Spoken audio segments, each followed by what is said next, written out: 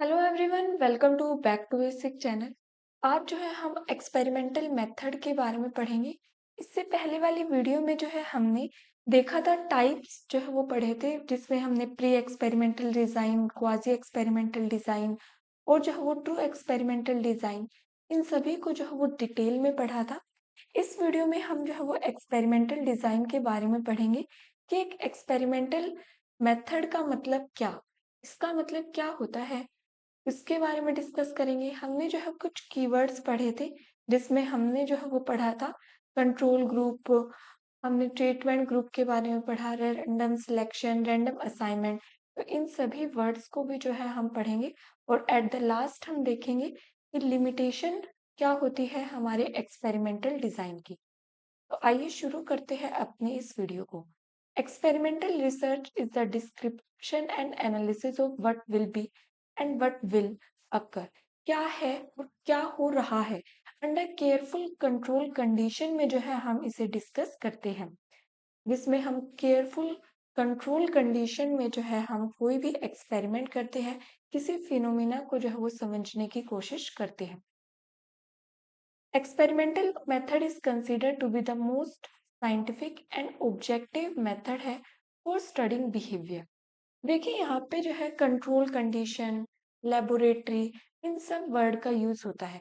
आप सोच रहे होंगे कि लैब में लेके जाते हैं और वहां पे जो है हम कराते हैं, हम पार्टिसिपेंट को जो है वो अलग अलग किस तरह से जो है वो साइकोलॉजी में ये एक्सपेरिमेंटल जो है वो किया जाता है लेबोरेटरी में। तो इन सब का क्या मतलब होता है? तो इसका मतलब होता है कि कंट्रोल करना स्ट्रेनियस वेरिएबल को, मतलब जो हमें स्टडी करना है सिर्फ वो वेरिएबल लेंगे और जो भी उसके एक्स्ट्रा वेरिएबल्स हैं उन्हें जो है वो हटा देते हैं। आई होप आपको जो है वो इंटरवीनिंग वेरिएबल, कंट्रोल वेरिएबल, इन सब का जो है वो मतलब पता हो।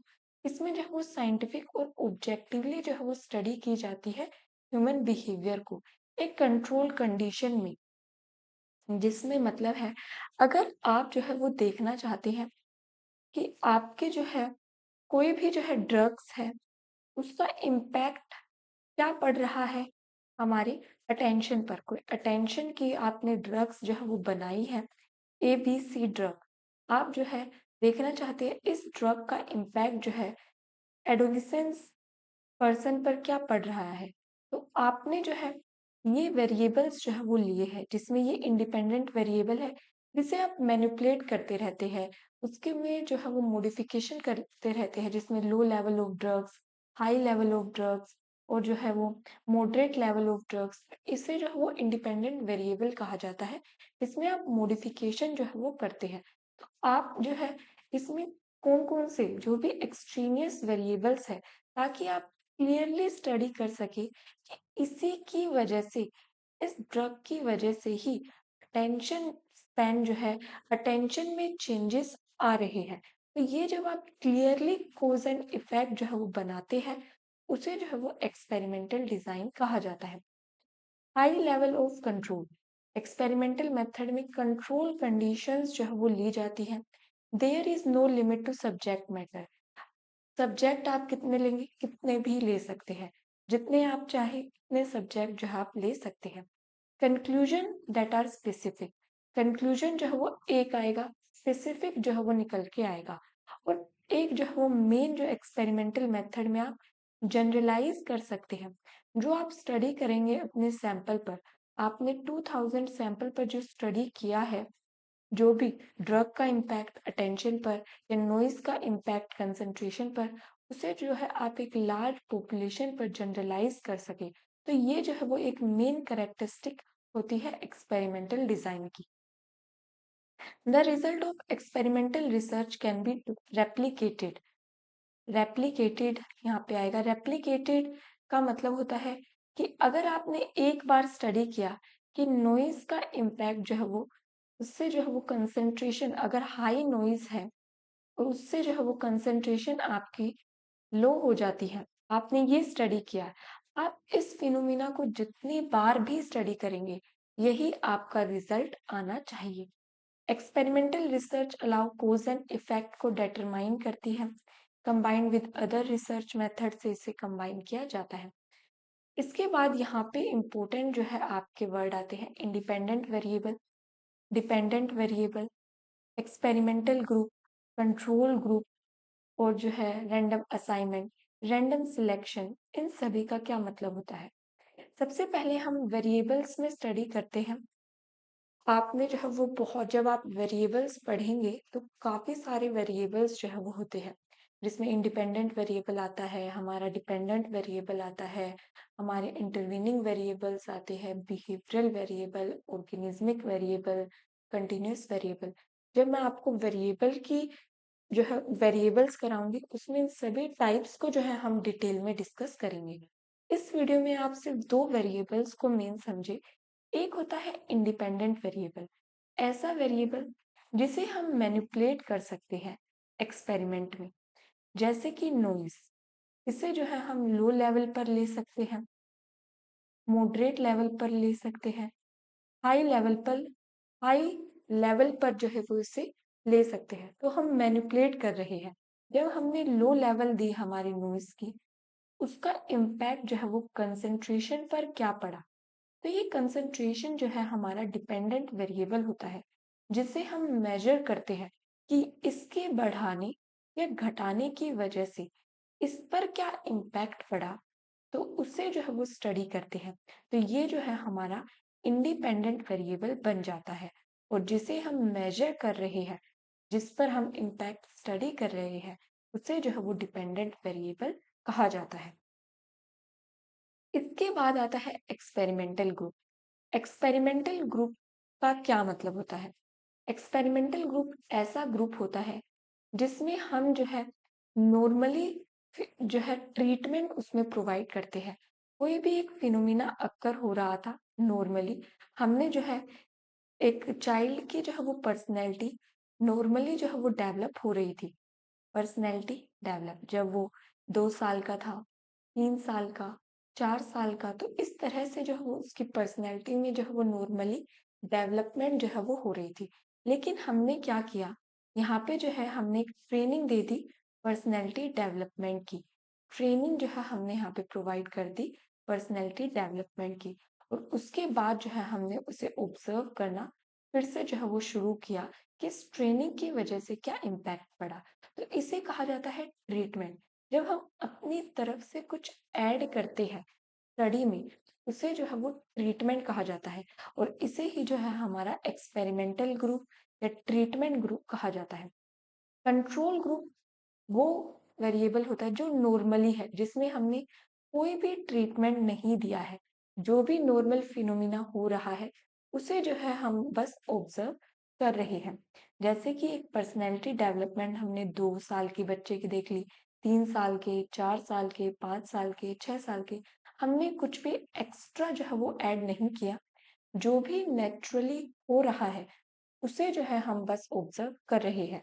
फिर हम ये स्टडी करेंगे कि इसकी वजह से क्या इम्पैक्ट पड़ा, और जो हमने कुछ जो नॉर्मली फिनोमिना हो रहा था, उसमें जो है वो किस तरह की जो है वो चेंजेस हो रहे हैं। तो इसलिए जो है ये कंट्रोल ग्रुप, एक्सपेरिमेंटल ग्रुप लिया जाता है, ताकि हम स्टडी कर सके। एक्सपेरिमेंटल ग्रुप में हम ट्रीटमेंट जो है वो अपनी तरह से देते हैं, वो ट्रेनिंग होगी। जैसे कि नॉइज का इम्पैक्ट हम स्टडी कर रहे हैं कंसंट्रेशन पर, नॉइज को हम लो लेवल पर रखते हैं, नॉइज को हम मीडियम लेवल पर रखते हैं, हाई लेवल पर रखते हैं। तो ये क्या है, हम मैनिपुलेट कर रहे हैं अपने इस इंडिपेंडेंट वेरिएबल को। तो ये जो है हमारा एक्सपेरिमेंटल ग्रुप हो गया। तो उसका इम्पैक्ट हम कंसंट्रेशन पर पढ़ रहे, हम जो है वो स्टडी कर रहे हैं। लेकिन हम जो भी नॉर्मली नॉइज चाहे कैसी भी है, हमने कोई चेंजेस जो है वो नॉइज में नहीं किया, तब जो है हम कंसंट्रेशन पर स्टडी कर रहे हैं, तो वो हमारा कंट्रोल ग्रुप हो जाता है, जिसमें हम कोई भी चेंजेस नहीं कर रहे। जो भी नेचुरली अक्कर हो रहा है, उसे ही जो है वो स्टडी कर रहे हैं। इसके बाद आता है हमारे पास रैंडम असाइनमेंट। रैंडम असाइनमेंट और एक रैंडम सिलेक्शन होता है। रैंडम सिलेक्शन का मतलब है जब हम सैम्पलिंग की टेक्निक जो है वो यूज करके ये देखते हैं कि किस पार्टिसिपेंट को जो है हम अपने एक्सपेरिमेंटल ग्रुप का पार्ट बनाएंगे और किसको नहीं बनाएंगे। तो वो जो है वो रैंडम सिलेक्शन में आता है। हमारे पास ये पॉपुलेशन है, हमने जो है इस पर अलग-अलग स्ट्रेटिफाइड सैंपलिंग, रैंडम सैंपलिंग जो है वो लगाई कि हम हर 10th पार्टिसिपेंट को जो है वो अपने ग्रुप का पार्ट बनाएंगे। तो हमने जो है वो इस तरह के सैंपल जो है वो ले लिया। हमारे पास 1000 जो है वो पार्टिसिपेंट थे। उसमें से जो भी 10th नंबर पर जो है वो वहाँ पे स्टैंड थे, वहाँ पर बैठे थे, उन्हें जो है वो ले लिया और अपने जो है वो सैंपल का पार्ट बना लिया। इसे कहते हैं रैंडमली सिलेक्ट करना, कि हमने अपनी पॉपुलेशन में से रैंडमली चूज कर लिया कि ये जो पार्टिसिपेंट जो है हमारे जो है वो स्टडी का पार्ट बनेंगे। तो इसे जो है वो रैंडम सिलेक्शन कहते हैं। अब मान लीजिए हमने जो है वो 100 पार्टिसिपेंट जो है वो सिलेक्ट कर लिए हमारे सैंपल में। अब कौन हमारे ट्रीटमेंट ग्रुप का या एक्सपेरिमेंटल ग्रुप का पार्ट बनेगा और कौन जो है वो कंट्रोल ग्रुप का पार्ट बनेगा। अगर हम इसे भी रैंडमली, इसमें से हमने रैंडमली 50 जो है उठा के इसमें रख दिए और 50 उठा के इसमें रख दिए, तो इसे कहेंगे हमने रैंडम असाइनमेंट जो है वो कर दिया, कि हमने एक्सपेरिमेंटल ग्रुप में और कंट्रोल ग्रुप में रैंडमली जो है वो पार्टिसिपेंट को रख दिया। तो इसे जो है वो रैंडम असाइनमेंट कहा जाता है।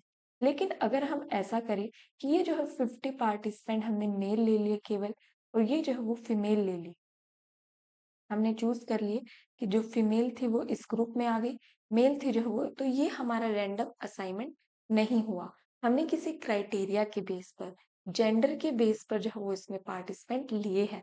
तो इस वाले जो है हमने एक्सपेरिमेंट में रैंडम असाइनमेंट नहीं किया। जब हम जो है वो रैंडमली जो है वो किसी भी 50 पार्टिसिपेंट को उठाकर एक्सपेरिमेंटल ग्रुप में भेज रहे हैं और किसी को भी 50 को उठाकर हम कंट्रोल ग्रुप में भेज रहे हैं, तो वो जो है हमारा रैंडम असाइनमेंट कहलाता है। इसके बाद जो है वो देखते हैं हमारे पास लिमिटेशन क्या है कंट्रोल ग्रुप की। Highly subjective due to human error होने के चांसेस होते हैं। ये काफी ज्यादा टाइम कंज्यूमिंग है। इथिकल और प्रैक्टिकल्स प्रॉब्लम जो है वो देखने को मिलती है। हमेशा हम वेरिएबल्स को कंट्रोल नहीं करते और वो हमेशा कौन से आते हैं, एक्सट्रेनियस वेरिएबल, कंफाउंडिंग वेरिएबल जो हमारी स्टडी को इम्पैक्ट करते रहते हैं। तो उन वेरिएबल्स को हम किसी के बैकग्राउंड को, एजुकेशनल बैकग्राउंड को एक लिमिट तक ही कंट्रोल कर सकते हैं, ज्यादा हम कंट्रोल नहीं कर सकते। किसी के जेनेटिक्स को कंट्रोल नहीं कर सकते। तो ये जो है वो कुछ एरर जो है हमारी स्टडी में ले आते हैं, तो इन्हें जो है हम कंट्रोल नहीं कर सकते। Participant can be influenced by there, participant जो है वो किसी भी सिचुएशन से, करंट सिचुएशन से, पास्ट एक्सपीरियंसेस से जो है वो इफ अफेक्ट जो है वो हो सकता है। तो इसे जो है वो पूरी तरह से हम ऑब्जेक्टिव मेथड नहीं कहेंगे। इसमें जो है वो कुछ ना कुछ सब्जेक्टिविटी आपको देखने को मिलती है। तो ये जो है हमारी लिमिटेशन थी एक्सपेरिमेंटल मेथड की। कल की वीडियो में जो है हम हाइपोथेसिस के बारे में पढ़ेंगे। Types of hypothesis, one tail hypothesis, two tail hypothesis, directional hypothesis, non directional hypothesis और जो है वो नल और अल्टरनेटिव हाइपोथेसिस, इन सभी को जो है हम डिटेल में पढ़ेंगे। इस वीडियो में बस इतना ही। जुड़े रहे मेरे चैनल बैक टू बेसिक्स से। Thank you for watching this video.